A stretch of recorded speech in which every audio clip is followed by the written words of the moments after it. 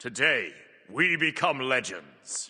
Today's Titan Talk went over the full OB10 patch notes, which I won't cover in detail here as my videos earlier this week covered almost everything that's coming in the patch, but there were a few things extra to mention that I'll cover in this video, as well as the Q&A section with questions about the H-God delay, new announcer packs, and more. So without further ado, let's jump in. First up, they showed off the ranked reward frames that are going to be coming in OB10. As we knew before, you'll get a ranked border with your highest achieved rank as long as that rank is silver or above, and this will automatically update if you ever achieve a higher rank in Season 0. They also updated the teleport skins a little bit between when they showed them off earlier this week and now, so here's the updated blue fireball one. The red one is getting a similar treatment but wasn't quite ready to show yet. I think these look a lot better. Someone also mentioned adding mounts as teleporter skins, which sounds absolutely awesome, but it's probably way too much effort for how little they'd sell, to be honest. Having to have custom animations for gods riding certain mounts and stuff, that'd be way too much work. Could be kind of cool though. Kilgoon talked a little bit about the H-God and why they felt like they had to delay him, and basically they are shaping up to be a pretty complex design by the sounds of it. There's taking quite a lot of work to make, and they were at risk of not being able to make the schedule of a ported god every 2 weeks and other things they wanted to add to the game if they tried to shoehorn the H-God into the calendar as planned. Brand new gods take a ton of work, and if they really pushed to get this new god out on time, they felt like other aspects of the game would suffer, like adding new items, systems, ported gods, aspects, all that kind of stuff. Someone asked when we'll be getting the next wave of ported announcer packs, and Kilgoon said the next one should arrive in OB11, so around 2 weeks from now. As for the third and final wave, they're not sure if they'll be OB12 or OB13, but that should be the latest by the time we get that. And at that point, every announcer pack that can be ported will be in Smite 2. Of course, as they said before, those there are some APs that they just can't bring over due to licensing issues. There was a question on if they could allow teleporter skins to change the actual color of the portal, for example in Arena, so that Arena players could get a benefit from them. And Kilgoon said that runs into the same issue they've discussed before about like tower skins or minion skins, for example. You have one of two issues. If it's a global thing and multiple players have the skin equipped, whose do you use? If it's random, then people won't get as much value out of their cosmetic and they might be mad about it, which isn't great. Or you make it so that the skin is personal and only you see it, but then that runs into the issue of personal cosmetics selling way less than cosmetics that other people can see, as that's most of the reason people buy skins in the first place. So probably not for this idea. Someone asked if because Sila and Ganesha were flash tested together, they will release together, and as I said, no, they'll release as normal, with Sila coming first in OB11 and then Ganesha in OB12. Someone asked if they could do a multi-roll button for chest that allows you to roll like 5 or 10 at once, and Kilgoon said maybe, but they feel like it would be fairly niche to those players that just want everything in the chest. Anyone who's rolling the chest looking for a specific thing or a few things probably wouldn't use this, as they might roll what they want on the first roll and have wasted the other ones, but he didn't rule it out. There was a question of if they could add more unpopular gods sprinkled in, and we have had this question before, so I won't go into too much detail, but basically they sort of are adding in a few more unpopular gods already sprinkled in, such as Cabraca, Nowelix, and Kali. They were not very popular in Smite 1. Someone asked when we might see the movement overhaul added back in, and they didn't give a firm time or anything, but they said they're still working on it in the background, but some other things have taken up a lot of time in that regard lately, like the move to UE 5.5. There was a question of if there's any word on the assault map, and they said nothing yet. Their level design team is currently working on other things right now, probably the Conquest Art updates that they've mentioned before, but they do of course know that a real assault map will be on the cards eventually. Someone asked if they could do more early access flash tests like they did with Sila and Ganesha, and they said they don't have any planned right now, but they'd be open to it in the future if gods are far along enough. There was a question of if we'd see another large rebalancing arc like we saw in OB7 through 9 again in the future, and they said there aren't any plans to do something like that at the moment, because they feel like with those changes, the foundation of the game's item system is in a much more healthy state, and future changes will be more along the lines of tweaks, adding new items, starter item branching upgrades, stuff like that. More targeted balance changes rather than just another sweeping overhaul. But they feel like that was needed, as the core foundation of the items before this arc of work was not where they wanted it to be. Someone asked what Kilgoon and Isaiah's favorite items were from Smite 1 that are missing from Smite 2, and Kilgoon said any of the healing reliant items. Of course, he's a Sylvanas main, so stuff like Lotus Crown and Breastplate of Regrowth, Fate Blessed Hoops, that kind of stuff. And Isaiah said he really liked the masks and some of the later stage Smite 1 items like Duality. There was a question of why you still get a loss when someone leaves on your team, and Kilgoon said it's generally because they don't want to have the system set up in a way that inflates MMR by default. When someone gains MMR, someone also has to lose some, otherwise everyone would just go up over time and it would get a bit ridiculous. There's also potential abuse cases with that, where for example a 5-man party of friends could just have one of them leave whenever they were going to lose a match and negate the loss for the other 4 players, just rotating around who leaves, and eventually that 5-man party is just going to get boosted up the MMR that ladder massively compared to players who play fair. Someone asked about Refer a Friend, and they said they have been doing some work on it in the background, but it's been deprioritized a little bit in favor of more important features, but they are obviously going to add it at some point. And finally, there was a question of if we might get a more traditional, larger God roadmap at some point, and Kilgoon said he likes doing them, but with the way development is on Smite 2 at the moment, it's hard to fully commit to something several months out, and they feel like having the flexibility of being able to push back a harder God if they need to, in order to work on a more important feature for the game that needs to get done, is very important. Kilgoon did say that once we get around to the time of Ganesha's release though, they will have another update for us. But that's everything discussed on today's Titan Talk. Don't forget to drop a like before you leave and subscribe to the channel to catch my future recaps, and I'll catch you guys for another one later on. Have a great day, and peace out, you nerds.